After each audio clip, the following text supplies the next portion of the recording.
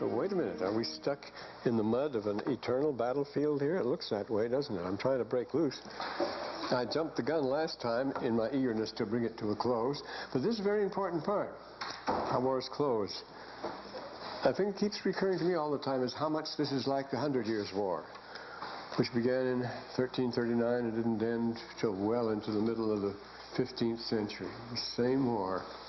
Would you believe that the Battle of Crécy, which was a duplicate, practically a carbon copy, well, I mean the Battle of Agincourt, when we described already, Agincourt, 1415, was practically a carbon copy of the War of Crécy, Battle of Crécy, which was 75 years before. It was almost identical. It was the same war, just went on for over 100 years. We would have to stop these things. Well, we may have reference to that later, but let's go on here and see. See, it wasn't, I jumped to the story of Manti, and it should have been a preliminary story. This time they're trying to hold. And this, the prisoner of war trouble, you notice this nice psychological study. Well, we're in the 57th chapter, and the 28th verse. They entrusted Gid with the life. See, everything's winding down now. Now they're going to get fooled. This is the interesting thing. Every sign is that the war is ending up. And Moroni is going to have get it all over with and wipe things up. We're going to have a wiping up operation. It doesn't work at all. The whole thing collapses. And Moroni is fit to be tied because his whole great plan had fallen through. He isn't as great a general as he thinks he is, or something. We inquired of Gid concerning the prison. Now Gid was appointed to guard them, take this huge amount of prisoners as they're taking them toward the city of Komeni. That's the city of Komeni, a very good ancient word, and belongs to the Mediterranean. The city of Komeni. They got news that a huge Lamanite army was already attacking Komeni. And the guards were obviously disturbed. The prisoners noticed there was tension among them, so this was their chance to break out. Remember, they're not guarding them with automatic weapons at all. They just have swords and so forth. So what they all did, it says, the prisoners heard and the prisoners did hear their cries, which caused them to take courage, and they rise up in rebellion against us when they realized that the Nephites were in distress, didn't like it. Well, this was a blessing, actually. They ran in a body on our swords. The remainder of them nearly all broke loose and escaped, but that's what they wanted. They didn't have to have them anymore. So they rushed on to Komeni, which they couldn't have done otherwise, and arrived there just to rescue the town, just in time to rescue the town. So that's a good thing. You never know. Then our next object was Manti. Now, Manti was the big objective. What could they do? None of their tricks worked, you see. They remembered that which we'd hitherto done in the 58th chapter. They knew what we'd done already. And so we couldn't pull any fasters like that. And we couldn't decoy them away anymore. And so now they settle down to a long wait. As I say, they say the war should be over by now. What's wrong? Now this long and painful wait starts, and it's the biggest trial of all. They waited for provisions from Zarahemla, but they were just a little trickle. They weren't getting any at all. The Lamanites were receiving great strength from day to day on their part. This was beginning to look bad. What's about this ending this war? And they began sallying force against us, taking courage and giving us a bad time. And the 7th verse, and they waited, and then they waited many months. They were just stuck in this particular place for many months. Remember what Clausewitz says, the longer war drags on, the greater the losses and the greater the uncertainty of what's going to happen. It's a terrible thing, and wars have that habit of dragging on, whether you'd like them to or not. This inaction became terrible. And we received 2,000 men, but he says that's all we got. This is all the assistance we received. It's like, well, the same thing happened just before the Bulge when Patton ran out of gas. His whole charts just ground to a halt. Why? For political reasons, as we learned here. It was politics. Churchill wanted Manti to get the glory of ending the war, and they had that northern, still this dagger thrust the heart of Europe north, and so he wanted to give all the gas to Manti, and Manti was bound down. He didn't make any progress at all. But that's what happened, you see, and needless to say, Patton didn't like it at all. Oh, there were terrible political squabbles about that. And we didn't know. Why aren't they sending, notice the 9th verse, why don't they send us more strength to us? We don't know what's going on here. Well, at least we don't want to be in the dark. What kind of information? We began to grieve. We're filled with fear. The judgments of God. Perhaps we're not going to win after all. They resorted to prayer. They waited. And that was a great consolation. They had peace to their souls, and it granted us great faith. See, this is the real test, these long waits you have to go through and so forth. And so they had a new plan. This is what I was mentioning the end of the last time. They went forth against the city, in the city of Manti, with everything we had, and we pitched our tents on the wilderness side, which was near the city. Now this was a provocation. It was right near the city. And on the morrow, when they came, they sent their spies and what was happening on, but they were afraid that if we were to settle down there, we'd get more support. That would be bad. That would have to stop. See, we're cutting, well, no. The fear that we should cut them off from their support. They're receiving more support, and we're camped right practically under the gates. They've got to do something about it. They've got to stop this. So now we're forcing them to come out. And what's more, it tells us in the 15th verse, they thought it would be an easy operation. They could easily destroy us with their numerous hosts. Be nothing to it. They just come out and do it. So that's the way we were able to draw them out. And of course, Gid, on one hand and Tiomra on the other, they had on either side of the path through which they were to go. Naturally, when they come out, the army camp there is going to retreat, drawing them out again, the usual thing.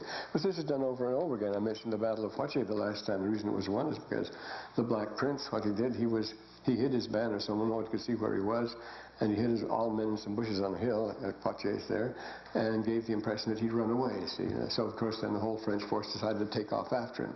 They were on either side, and they did the very same thing that's done here. It's an old trick, and it works.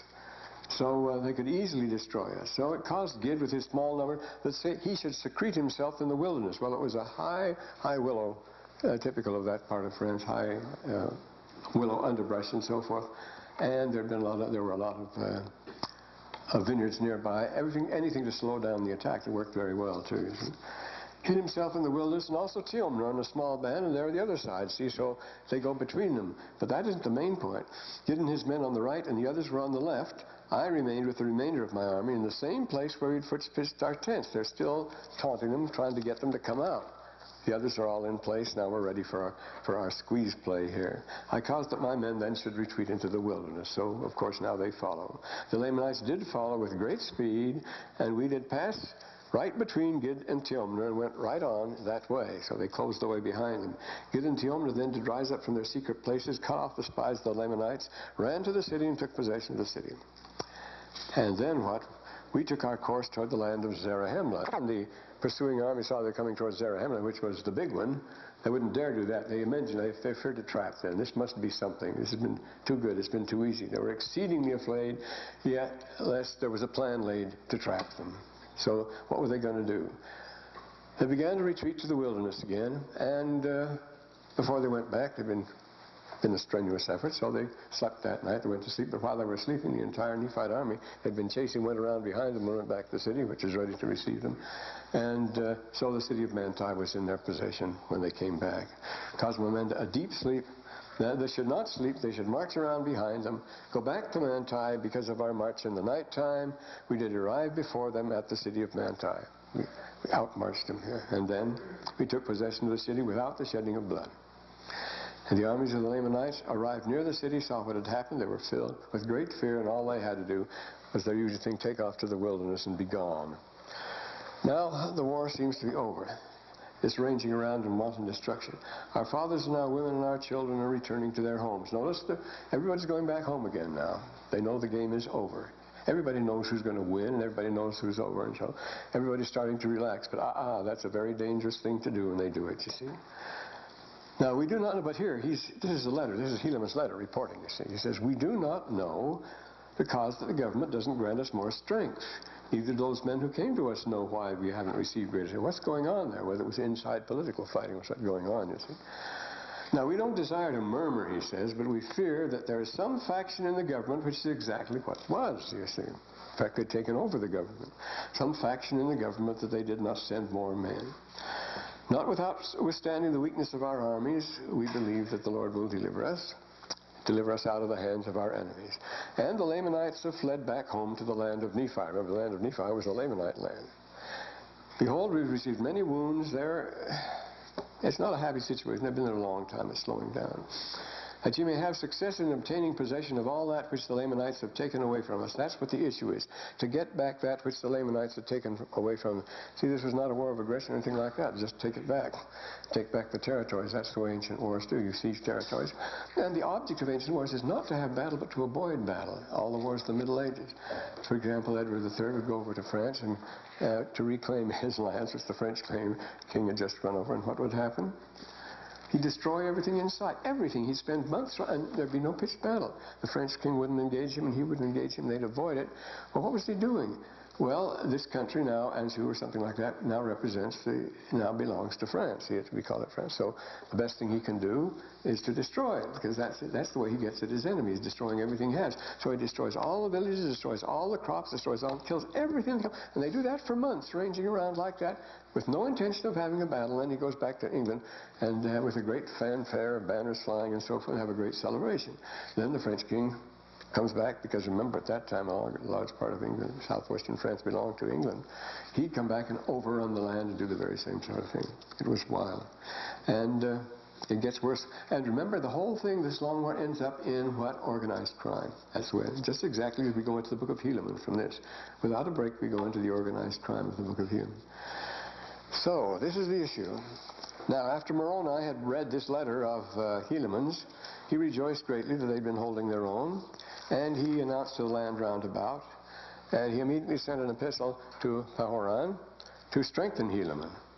To the judge, he says, why don't you give give the forces to Helaman? And then this is the first letter he sends to Pahoran. Do that. Now the war is virtually over, so he has a master plan to wind it up. See, that's what he's going to do. He's going to roll up the whole front and end it all. We had great plans like that in the last war. Very people, and they didn't work. To lay a plan, notice it tells us that's what it was. He began to lay a plan that he might obtain the remainder of those possessions of the cities which had been taken from. There were a lot of these cities, and he was, I'd say, just to roll up the front and take them one after another. And the main city to begin with was the key city was Nephihah. He wanted to make a clean sweep. And from there he intended to go to the city of Moroni and the city of Lehi and the city of Morianton, and which had been attacked by the Lamanites. He was going. And the ousted Lamanites. What's happened, remember, they'd driven a lot of Lamanites out of cities so far. What did they do? They went over and joined the Lamanite army and made it stronger. They didn't all go home. Some of them did, and we'll see more of them start going home.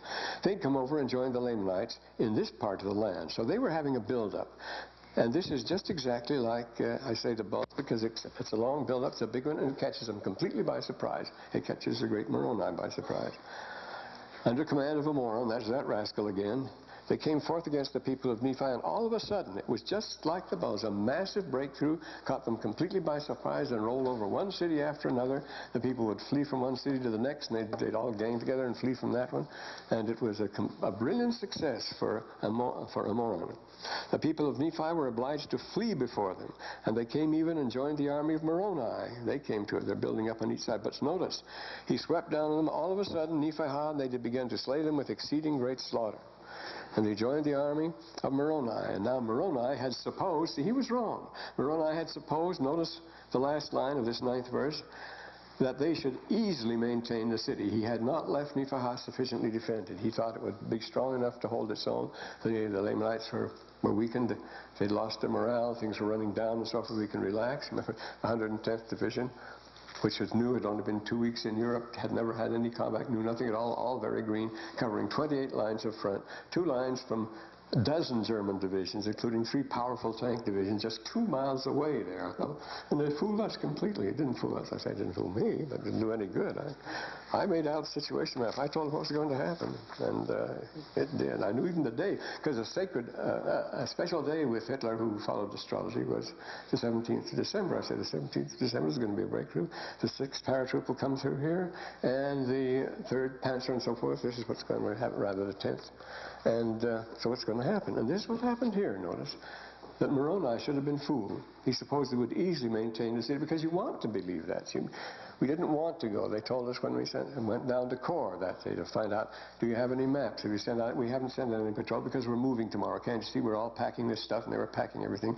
Don't bother us. We're going away. We're going to retire and going to a rest area and so forth. So that's what happens. Now, when Moroni saw the city of Nephi was lost, he was exceedingly sorrowful. His pet project, you see. And he began to doubt because of the wickedness of the people. And I have to blame someone, as Clausewitz says, you always have to blame somebody in the war, and that's always possible to find somebody. He blamed the wickedness of the people, and his chief captains stand around nodding agreement. They doubted and marveled, and see, this was the case with all his chief captains. They doubted and marveled also because of the wickedness of the people. The staff agrees. But then he takes the next step, of course, and blames the government. That was it. Came to pass that Moroni was angry with the government. He didn't know who the government was. They'd been completely replaced by a lot of rascals. And so he wrote again to the governor, who was Pahoran, and if you think his letter on the exchange of prisoners to a Moron was tactless, this one breaks all the rules for lack of tact and so on, but it isn't.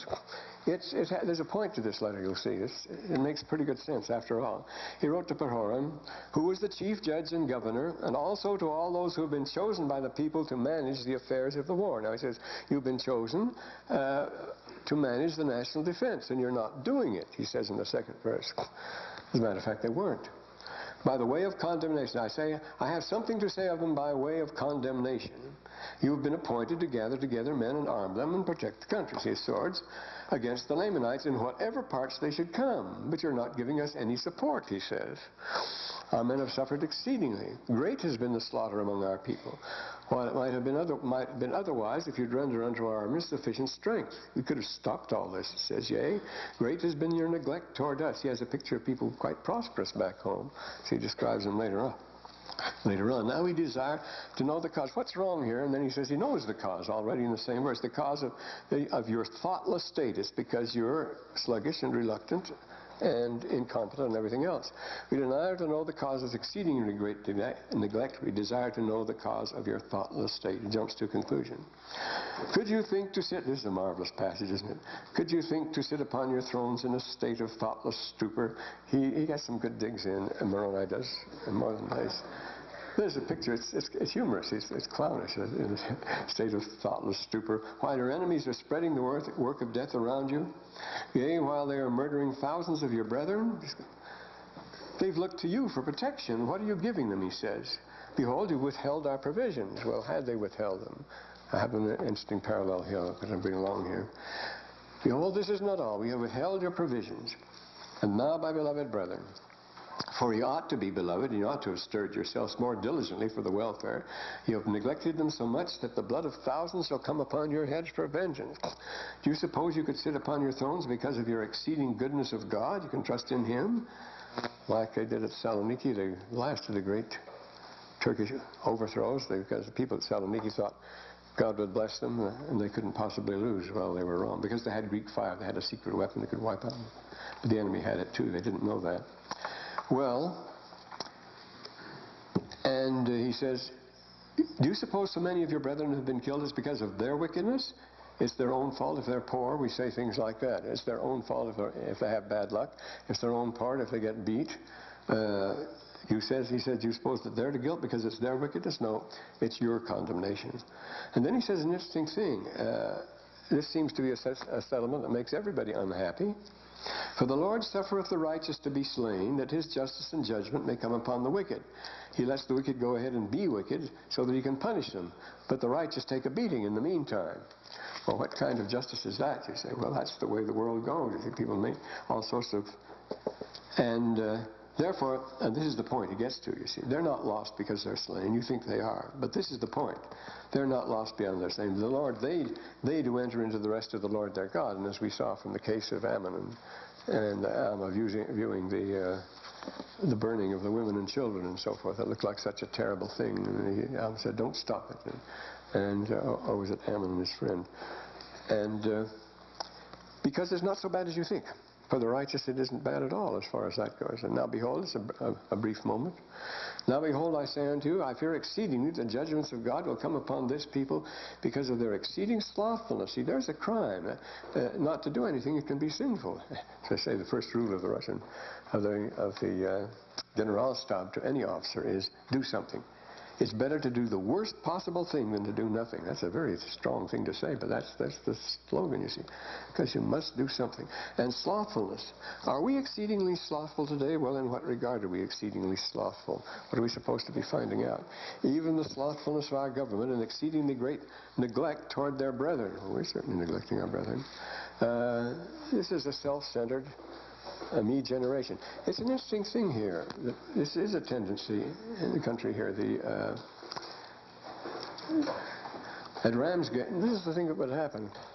Taking off for one operation at Ramsgate at night, the permanent cadre, the staff that were there, were having a big party. They were having a binge, having a great old time. They're nearly all drunk. And when our boys got out to load onto the C-47s, the Dakotas, these slow, lumbering old things, very good workhorses, but not very fast, come in at 55 miles an hour, anything can blast them out of the air.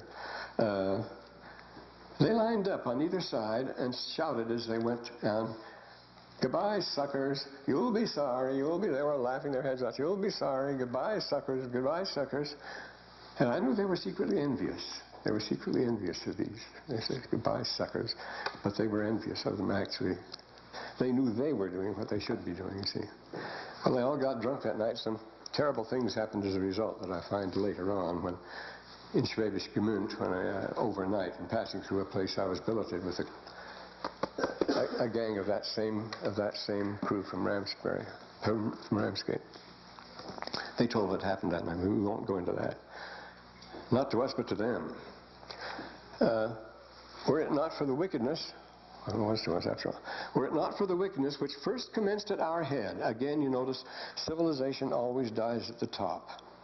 This oneness that I'm doing all right, the me first. At Athens, the colonel in charge of, I was there a few years ago, and the colonel in charge of the base there at Athens was, I just joined the church. A very good man.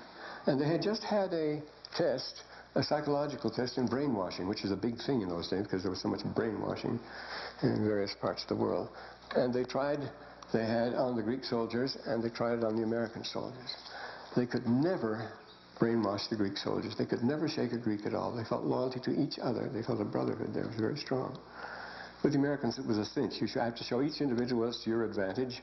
They offered him things if they would give away. And of course, it was an imaginary situation, but they put them under pressure. But the minute they offered them strong inducements in your own interest, this will get you promotion, you get money, anything they would offer him, anything they wanted, or you'll get the best rations and so forth, assuming they're prisoners of war, you see. And he says the Americans would tumble every time. They would, for their own particular interest, they'd be willing to sell out anyone. That was very, very disturbing. Whereas the Greeks, you couldn't get them to do it no matter what you did. And can we be true and faithful if it's the me first generation? I'm glad the 80s is coming to a close. I don't think it's going to last. Well, the wickedness first commenced our head. Again, civilization always dies at the top. You can't say it dies at the bottom. You can't say the great unwashed, the rabble are responsible for the overthrowing of anything. They're always there. The Lord says, the poor you have always with you. If you want to practice your charity, you're free to do it, as he said to Judas. But of course, when it's at the top, if there's failing at the top, then a civilization will decline. And say the bottom is dead level. You don't have to worry about them. They're always there. You always have people, the riffraff. You'll always have inner cities and things like that. When the people at the top lose their integrity, the wickedness which first commenced at our head, that's where it begins, you see. Had it not been for the war which broke out among ourselves, it was those kingmen's, it was this politics business that caused so much bloodshed among ourselves.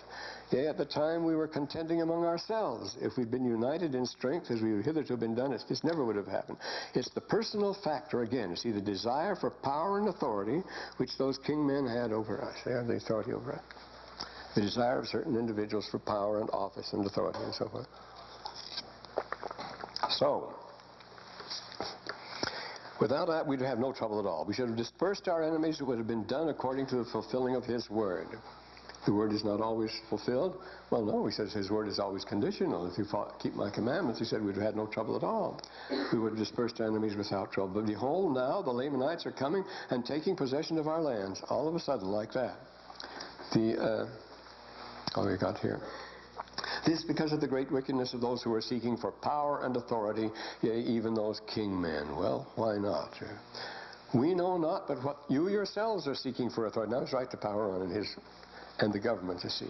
We know not but what you yourselves are seeking for authority. Well, he doesn't know. He admits he doesn't know, but now he assumes he does and talks to them like a Dutch uncle, you see. This is just a suggestion, though. He knows something is very wrong, and this is what it naturally is. Because remember, he had had a lot of experience already with these kingmen. He knew how they operated. He knew what the situation was, and he knew their strength and their appeal here. So, we know not what yourselves are seeking authority. We know not what you're also traitors to your country, as far as you're concerned. Ye are surrounded by security, that you cause food, not cause food to be sent unto us, and also our men to strengthen ours. Have you forgotten the commandments of the Lord? You see, he starts lecturing them like this. Thus, do you suppose that the Lord will deliver us while we sit upon our thrones and do not make use of the means which the Lord has provided us? He changed the person there. Make use of the means which the Lord has provided for us. You notice the Lord is not going to come and rescue you while you sit on your throne, he says. He has provided you with the means. He says, I'm reminding you, you have the means, and what we want is that. Again, will you sit in idleness while you're surrounded with thousands of those tens of thousands who do sit in idleness? So everybody wasn't out at war at all. It wasn't the Nephites versus the Ammonites. It was a relatively small armies going out and doing this thing. 4,000 men was as much as they got. 2,000 was quite a host, you see, when they could get them. And so here, he would sit in idleness while tens of thousands stayed at home, while there are thousands around about the borders of the land who are falling by the sword, yea, wounded and bleeding, going on. He makes it as dramatic as possible. It's a rhetorical question, of course. Will you be guiltless if you sit still and behold these things? Inactivity it can be a crime here. The inward vessel shall be cleansed first. And I'm talking about you, he says. This is a well-known proverb of the time. What we call cosmetic improvements should wait, you see. The dress standards, the campus, the Mormon tells us. It's the inner part of the vessel that comes first. We don't care much about that, but we're great on the outer part of the vessel here, aren't we? The covenants come first, which we made, you see, keeping them. But we like to say it's the little things that count. Well, here's an interesting item that came from the paper on Saturday. It's very interesting. No, yesterday. Yeah. No, day before yesterday. Yeah, that's right, Saturday. This is Lebanon. Today, you know what's been going on. Everybody's shooting up. They never stop shooting in the town, the two factions, you see. While shells slammed into Beirut Saturday night, the moneyed elite of the Fakra Club, Fakra means entertainment, relaxation, the Fakra Club, an hour's drive from the burning city, dined and danced the night away to the strains of whatever will be, will be. They're like people from another planet. Said, this is just the way our friend Moroni's writing now.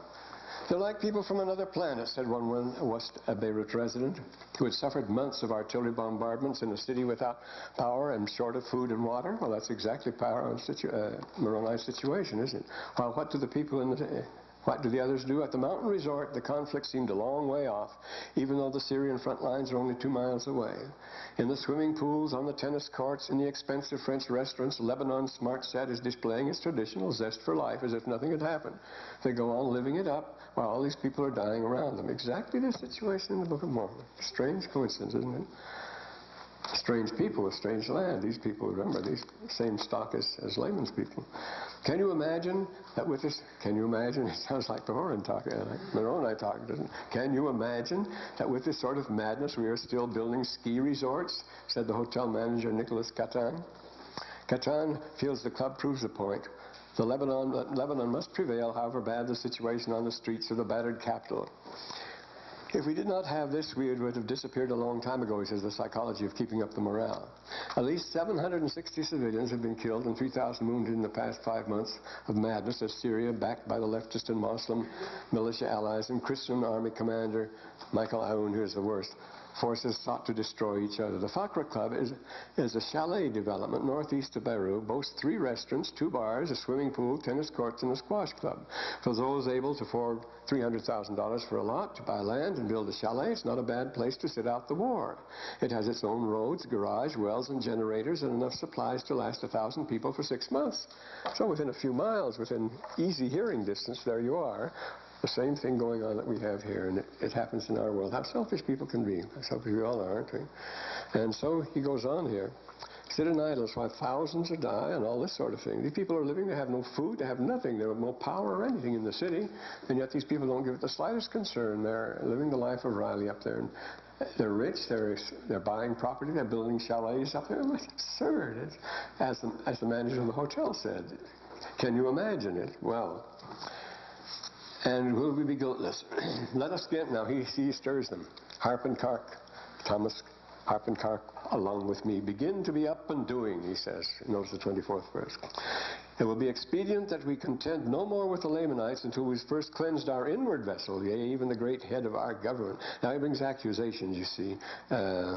This house cleaning. What did I mark 49:11 here for?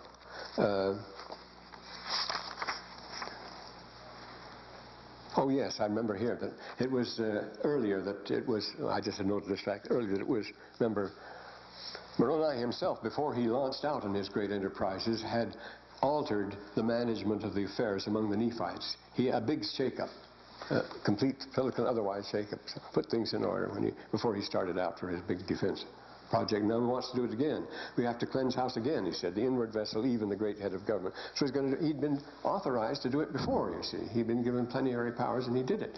Now he's going to use those powers and reorganize the government. He says, if I have to. It's not as crazy as you think, see here. I will leave the strength of blessings of God upon them, and none other power can operate. So he's going to leave his men under the strength and blessings of God, and he's going to go to town. And I will come unto you, and if there be any among you who has a desire for freedom, even a spark of freedom, he gets caustic here, spark of freedom remaining, I will stir up insurrections among you. And that's a fine way for the general to talk, isn't it? Who desires, and those who desire... Notice he doesn't specify. Whoever it is what he's saying here.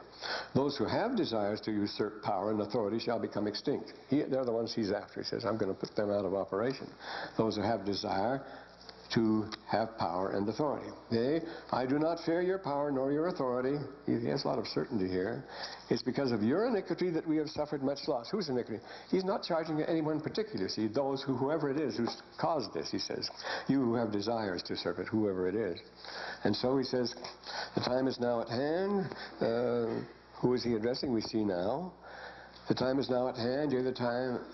that except you do bestir yourselves in defense of your country and your little ones, sword of justice hangs over you, yea, and it shall fall upon you, whoever it is, to your utter destruction.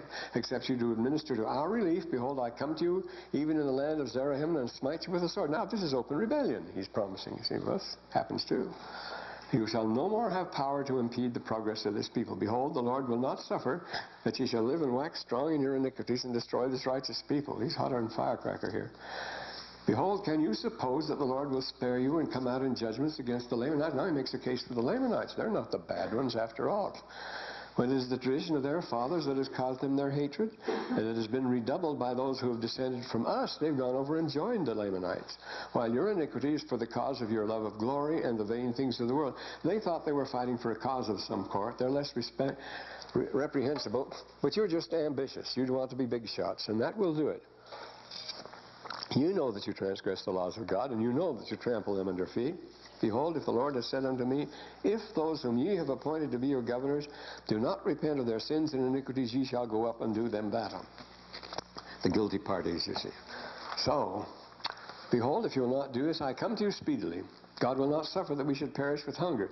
This is a desperate situation. See, they're perishing with hunger. Therefore, he will give unto us your food, even if it must be by the sword. We'll come and take the food if you have to have it. Now see that ye fulfill the word of God. I seek not for power, but to pull it down. We find out a little later that he retires at the age of 39. Could have become the dictator of the country. He was the national hero and so forth. He never raised a sword again. He died at the early age of 47, apparently from wounds, because he went through a lot of things, you see, because he didn't live very long after that, just 8 years after he retired. He was still under 40. Well, soon after Moroni had sent this epistle to the chief governor, he received the answer from Pahoran. Now I'm going to talk about the Bar Kokhba letters here. It's a very interesting thing. In 1966, as we put it together, we wrote a review of this book of Yadins here. And they found the Bar Kokhba letters. And Bar Kokhba was the great hero who was going to deliver the Jews from the Romans in 130 A.D. That's where these letters come from. I spell it this way. They spell it this way. In this sometimes with CH, sometimes with K's. But this is the way Radin spells it in his book on the Bar Kokhba letters. Well, in the Cave of Letters in 1966, they found documents from farms and people, well, mentioned here. For example, I was talking about some things. You can find it. Yes. The extreme end of the Cave of Letters on the north side of the Nahal Haver. That's the very deep gorge, very much like Rock Canyon. I've been up it. Between 3 and 4 o'clock in the afternoon of 15 March 1961, remember the day, Professor Yadin put his hand into a crevice in the floor of the cave and lifted out a goatskin bag containing a woman's materials for mending her family's clothes on their sad and forced vacation. They're hiding out there, you see, not too far from Jerusalem. Stuffed away under the stuff at the very bottom of the bag was a bundle of papyrus rolls in a cloth, and we have among those with a deed to the farm in En-Gedi and so forth. And this is what the situation is in the Bar Kokhba. Now we have actual, Bar Kokhba is the great hero of the Jews. Is he a real historical figure? Yes, he's real because we have letters actually signed by his hand were found in that cave. So this is what he tells us. This is the situation. They weren't getting any help from the Jews at headquarters, from the Jews up north at En-Gedi. Why weren't they getting any help? Yes. Bar Kokhba's war, like Moroni's, is a holy war. The Messianic War, it's called, with fatal concern for the temple, with fanatical concern for the temple. In the struggle for liberation, the hero found his hands full dealing with all kinds of people and problems. These are the letters of Bar Kokhba. For one thing he found, I'm quoting now, some of the wealthier citizens of the city were evaders of national duties. We're right back in Moroni's position. Moroni, Bar Kokhba, you see. And evaders of national duties in his day, as their ancestors had been in the days of Nehemiah, he says, Nehemiah 3 and 5. Specifically, they were disregarding the mobilization orders of Bar Kokhba. They weren't joining up at all, who became exceedingly angry and issued dire threats against them, including the death penalty. Compare this with the Moroni in a like situation, you see, and it came, we quote some of these things we've just been talking about here. And then Bar Kokhba had to deal with just such characters, and he did it in the same way Moroni did. To the brothers, and he calls them his brethren, just as Moroni does, to all whom he writes, in the city of En-Gedi, he personally wrote a letter in Hebrew that survives to this day. To Masbala and to Yehonathan and to Bayan, peace. In comfort you sit eating and drinking in the property of the house of... In comfort you sit eating and drinking. Doesn't that have a familiar ring? You sit upon your thrones in a state of thoughtless stupor, enjoying yourselves, while we go hungry, he says. And we continue, sit eating and drinking from the property of the house of Israel, and care nothing for your brothers. State of thoughtless stupor, don't give any care for it all. Now, if this had been discovered before Joseph Smith's day, I mean, you'd say, well, what obvious plagiarism. That's so gross. I mean, it's just too apparent for words. But wars are very much alike, I'm afraid. Thus, Yadin, we have italicized certain to point these out. And then to Pahoran, the city of Zarahemla, to all those, can you think to sit in the top of the quiet work of death around you, yet while you're murdering thousands of your brethren? He uses the same expressions here. And you care nothing for your brothers, says, that's Yadin's translation here of the Hebrew letter. It's easy enough, it's clear Hebrew to read. For nothing of your brothers, and Moroni says, while they're murdering thousands of your brethren. He goes on. And then, sounds like shockingly severe. The provocation was terrible. Moroni, like Bar Kokhba, was holding on by the skin of his teeth. Whatever we may think of Bar Kokhba's harsh tone, this is Yadin commenting on Bar Kokhba's letter, it is very harsh, as Moroni's letter is harsh. And then he says, whatever we may think of Bar Kokhba's harsh tone, it is quite clear that Yehonathan, an important leader, was not the most loyal of subordinates. He hadn't been able to trust him. And there were others like him in high offices, especially as things grew worse in situation. But if the secret, now this is their difference between them. We'll put the date down, the famous date, AD, the second and last siege of Jerusalem. But if the secret of Moroni's success was his essential gentleness, he brought the Lamanites around, actually. When things were, as soon as they could get rid of the Shachmach, as soon as the king was dead. Remember, Shach is the Shah, same as person Shah, and Mach is the word for dead in all Semitic languages. And the Germans call it Shach, we call it Chess, it comes from that. The Russians call it Shachmach, they give it the whole name. The king is dead. But once the king is gone, once the Shah is gone, you have all his men, you see. So your object is not to wipe out as many pieces as you can on the board, but to save as many pieces as you can. That's where your skill is, because that army is going to be yours when you win.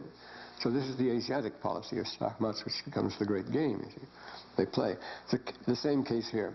The secret of Moroni's success was his essential gentleness. He always called a halt to the fighting the instant the enemy, whom he called his brethren, showed the least inclination to parley. It has often been said that Bar Kokhba carried through with his threats. And that was his undoing. He could have won if he hadn't done that. He didn't follow the policy that Moroni did, who becomes immediately softened when he reads the letter of Pahoran. He really understands what's going on then. But here we have this one, Bar Kokhba. It has often been said that Bar Kokhba's undoing was lack of such a redeeming quality. Quoting Yadin, his brutality, according to some sources, was manifested by the way he killed the revered Rabbi Eliezer Mot'in, who Bar Kokhba suspected of betraying the secrets of Bethar, a city under attack to the Romans. Normally, attacking cities, besieging cities. He expects that a certain rabbi has betrayed him in a city, so he puts the rabbi to death. The rabbi hadn't betrayed him, and so on. It's a Book of Mormon situation very much here, isn't it? This cruel act, according to the same sources, we're still quoting Yadin, this cruel act, according to the same sources, caused Bar Kokhba's death and the fall of Bethar. He lost his case because he was cruel. When another leader, now this is a part that's very interesting here, when another leader, Galgula, was called to task for holding out supplies. Why haven't you brought us supplies? Just exactly the same thing, of course, Moroni says. Only this time it's Bar Kokhba writing. This is Galgula. Well, he's calling him to task. This is still Bar Kokhba before the collapse. He was called to task for holding out supplies, including a cow. He wrote to his superiors to explain. Were it not for the Gentiles, now this is Pahoran's explanation, you say, were it not for the Gentiles, the Romans, he calls them the Gentiles, the ethnoi, the goy, were it not for the Gentiles who are near us, we would have gone up and satisfy you concerning this, lest you say that it is out of contempt that I didn't go to you with the food. You see, we've been held up. The Gentiles have blocked our way. They've taken over, and we couldn't get to you.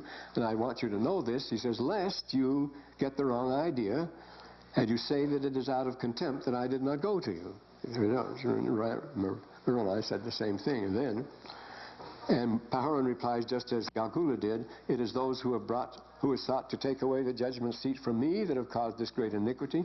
They have withheld our provisions and have daunted our freemen, that they have not come to you. In your epistle you have censured me, but it mattereth not, I'm not angry. So this is exactly the same situation again. The food couldn't get through, and I'm glad, I want you to know why, so that you won't get mad and censor me for it. So these parallels, I say, are not only striking, sometimes they're positively stunning. You wonder, where has Joseph been to pick up all this information about how things were done in those days? So we get the letter here. And behold, it came to pass, soon after Moroni sent the epistle, he received an epistle from Pahoran. Now this is interesting. Why hadn't he heard from him long before? He immediately explains why. A state of complete crisis, and not only complete insecurity, but everything was totally disrupted. The communications and everything else. He tells the situation. I, Pahoran, am not mad at you, he says. I do not joy in your great afflictions, yea, it grieves my soul. But behold, there are plenty of people who do rejoice in your afflictions. See, you're right when you feel that something is wrong back there. There are those who do joy in your afflictions, insomuch that they have risen up in rebellion against me, very seriously. And my people who are freemen, and they're extremely numerous, they've taken over the government. They have sought to take away the judgment seat from me. It has been the cause of this great iniquity. They had a putsch, complete takeover. They used great flattery. What is flattery? Remember, promises, hyperbole, good guys, standing tall, greatest civilization. That's flattery, you see. And so they have led away the hearts of many of the people by that sort of talk, which caused a sore affliction among us. They have withheld your provisions. They have daunted our freemen, so we couldn't get through, you see. That they have not come to you. They have daunted our freedom. They have blocked the way so that they couldn't come to you. So not only intimidation, but they've taken over everything. I have fled, so they had to flee out. I wasn't even in Zarahemla, you see, when your letters came. I have sent a proclamation throughout the land. They're flocking to us daily to arms. There's a backlash. You've gone too far. That those who have risen up in rebellion against me do fear us. We've got so numerous now because joining the others, I say the backlash is beginning to be noticed. They have got possession of the land and city of Zarahemla. They've appointed a king over them, and he hath written to the king of the Lamanites, and they're in cahoots with the Lamanites now. things are going to look very bad. This war isn't going to end the way we thought, you see, unless something is done and done in a hurry. See, just when you think everything is going right, the sort of things that can happen, you never can be sure here. Unto the king of the Lamanites, in which he hath joined in alliance with him. So now they're in alliance with the Lamanites, and their idea is to partition authority later on, but you know perfectly well that Amonah is going to take over the whole thing when he can. This is the Amalekites' idea, you see. They shall be placed a king over the people. They shall be conquered under the Lamanites. See, the Lamanites were not politically minded, but they were looked to as a power base for ambitious individuals of either side to keep things stirring up and, of course, supply them with forces. Now, I, Pahoran, do not seek for power. You think I do? I don't, any more than you do, he says. Save only to retain my judgment seat, that I may preserve the rights and liberties of my people, and so forth. We would not shed the blood of the Lamanites if they'd stay in their own land. See, it's all fought on their territories. They do not have troops abroad or foreign bases or things like that. We would not shed the blood of our brethren if they wouldn't rise up and take the sword against us. They didn't do it for being on the wrong side, because they just meet them in battle, when they take up the sword against us. And this is a saying. Now this is very strong. You see, verse 9 here, compare it that. I don't ask for power. It goes this far. He talks about liberty and being free. Well, that's fair, but it isn't rhetoric, you see, because he says in this 12th verse, we would subject ourselves to the yoke of bondage if it were requisite to the justice of God. It isn't just rhetoric to say freedom, freedom, and all this sort of thing. All people use that line. But he says we would be willing, if it was God's will, we would subject ourselves to the yoke of bondage, to the Lamanites, if it were the will of God, requisite within the justice of God, if he should command us to. After all this talk of liberty, you see. It's very interesting. The people have this big thought there. Thebes was one of the great free cities of Greece, as you know. And if it had been under a dictator, and they finally threw the dictator off, and everybody went around saying, which was a joke. It says, Thebes is free, puke where you want to. It's a vile thing to say, you see, but that's all it mentioned. And so Thebes is free, so puke where you want to. As far as that goes, it used a stronger word than that. Because liberty always begins boredom if there's nothing that goes with it. The spoiled, rich men, now this is a phenomenon you commonly find in the military. Spoiled, rich men, young men, like to be drafted, and I've seen them enjoying themselves for the first time in their lives when they weren't just bored stiff. They like to be told what to do. They like to have to get up at a certain time and be smart and do certain things. They enjoyed it thoroughly. I know the son, one of the richest men in San Francisco, he thought it was great to be done. The first real fun he'd ever had in his life, you see, was this discipline, because he'd never had that. He was just bored sick. Well, this is a very interesting thing, you see. What is your freedom? What is your liberty? And enjoy discipline and the imperatives of necessity. Well, here then, Moroni got this. That liberty, well, he continues here, and gather together, this is the plan then. He has a plan, therefore. Come to me speedily with whatever you have. Pahoran's strategy. And I'll join up, we'll join up. I have a few provisions for them. I can help you out with that. Gather together whatever force you can. We'll go speedily against the descendants. We've got to get rid of them first, he says, because they own Zarahemla. We'd have nothing to win in the war. They had to spread the war. This was no longer politics, you see. They had spread it abroad, you see. I was somewhat worried concerning you whether I should be just, notice this, it is their own city, it's Zarahemla, it's completely controlled by them, but he said, would that be the right thing to do? After all, they've taken it over. Would it be just, he says, for us to go against our brethren? They still have conscience. As Moroni does, so does Pahoran here. Everyone who has taken up arms and been very aggressive, but he doesn't know whether it's right to go against them or not. But you said that the Lord hath commanded you, so I think it's clear. He's given us a signal, we'll go then in that case. But he hesitated just as Moroni often hesitated, whether it be the right thing to do. So, hath liberated that liberty wherewithin God hath given us. Is this a special kind of liberty? What kind is it? And so forth. Well, then we start out, I see we've come to the next one. I thought I'd be through with wars today, but we go to another kind now, because very quickly now we'll get to Helaman the next time, and then, we'd better, yes we will. And then the great crime story. We love crime today. We batten on it, so we're going to get plenty of crime. As Joseph Smith said of the mobs, remember? They want mobs, they'll have plenty of mobs. And of course, after the saints were driven out, then the real bad mobs came, they'll say. The bushwhackers, the jayhawkers, bloody Kansas, and all the rest of it.